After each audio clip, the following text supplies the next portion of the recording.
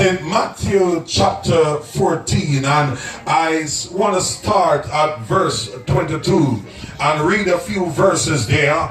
And straightway Jesus constrained his disciples to get into a ship and to go before him unto the other side, while he sent the multitudes away. And when he had sent the multitudes away, he went up into a mountain, hallelujah, somebody, up into a mountain apart to pray. And when evening was come, he was there alone. But the ship was now in the midst of the sea, tossed with waves, for the wind was contrary. And in the fourth watch of the night, Jesus went unto them walking on the sea. And when the disciples saw him walking on the sea, they were troubled, saying, It is a spirit. And they cried out for fear. But straightway Jesus spake unto them, saying,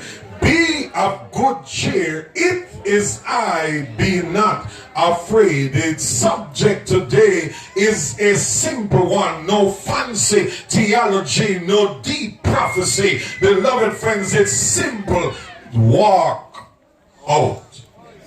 It was another busy day in the life of Jesus. Jesus had just done a miracle that nobody would have expected him to do. Maybe they would expect him to heal the blind. They would maybe expect him to heal the cripple, but nobody would ever expect that Jesus would feed 5,000 men apart from women and children with 5 loaves and 2 fish. Hey, somebody, 5 loaves and 2 fish. Jesus used that to feed a multitude. I'm glad, somebody, that while Jesus took care of the spiritual, he also took care of the temporal. He preached and then he feed the people. My brothers and sisters, there wasn't anything there, but thank God there was a little boy there who, when his parents was packing the food that morning, they didn't know that it would be used to feed a multitude. But when you are in the presence of Jesus, anything is possible. So Jesus fed 5,000 men with 5 whole wheat bread and 2 fish. And I told you the night that anything that doesn't have scale and fin must not be eaten, so those fish have scale and fin. Jesus fed the disciples, fed the multitude. Now the Bible said that Jesus, after that, in verse 22, verse 21 says, and they that had eaten were about 5,000 men, beside women and children. But the next verse said, and straightway Jesus constrained his disciples. For you to constrain somebody or a group of people, they must be getting out of order. Why did Jesus have to get in the act of constrainment? You see, they wanted to make Jesus king. Let the Bible speak here. I don't want to say the preacher tell you. Go to St. John chapter 6. Help me, Holy Spirit. I don't even have a piece of paper here. St. John chapter 6 and verse 15 will tell you why Jesus had to constrain them.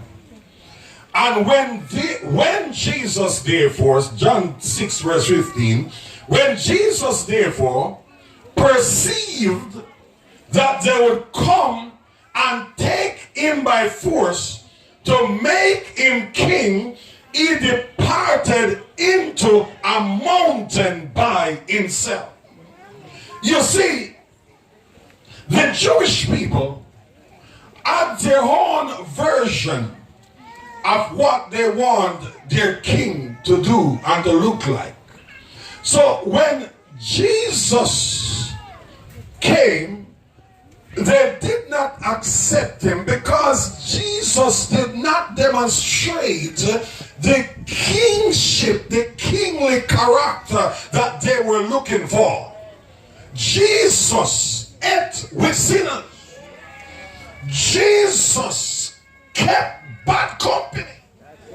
Jesus touched sick people. Jesus even touched coffin. Jesus went to funeral. Those were not the custom of a king. Jesus went to feast at Simon's house. In Luke 15, they complained and said, but this man eateth with sinners and publicans. When Jesus was choosing his disciples, he did not go to the school of the prophet. He go down by the seaside to some rugged and rough men. He chose some rugged and rough men. He chose some tax collectors like Matthew. So Jesus, to the Jews, Jesus was a disappointment. To the Jews, Jesus was a disappointment. So they wanted to crown a king based on the work that he was doing. So when Jesus feed the 5,000 men with the 5 little bread and the 2 jacks bread, beloved friends, they said, look, now is a perfect opportunity. But somebody forgot that Jesus had told them that my kingdom is not of this world. Hallelujah, somebody. They wanted a king to sit on the throne of David, a king that would fight against the Romans, a king that would go to war with them. But Jesus told them that my kingdom is not of this world. And so while they were there, the Bible said that Jesus constrained, and hold on, while the people were doing that, the disciples were siding with the people, were aiding and abetting, and giving strategy. They were building their strategies, how to take him and make him king. But they were doing it, elder, for some selfish reason. Come on, somebody. Hey, a man like Judas saw himself as the minister of finance. Come on here. Beloved friend, let me tell you something here. They were doing it for some selfish motive. But Jesus constrained them. Jesus said, get into the ship and go over to the other side. They were at Capernaum. Jesus said, get over to Bethesda. He said, I'm going in the mountain to pray. Oh, somebody. I'm glad that Jesus led a serious prayer life. In every situation, Jesus prayed.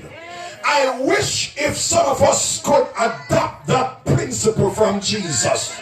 A life of prayer.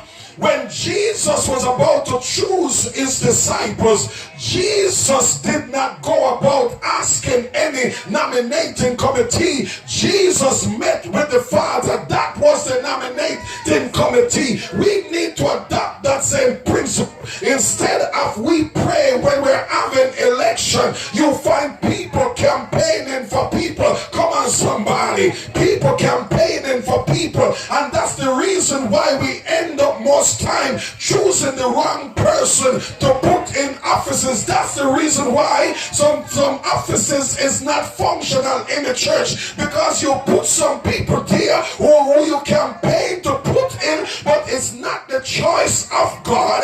You must pray to God that God will choose his people to put in office. Somebody, oh somebody. You see, what I would love to see in churches is that less board meeting, less members meeting, and more prayer meeting. Come on, somebody. For sometimes board meetings and members meeting and deacon meeting, all they do is to aggravate your situation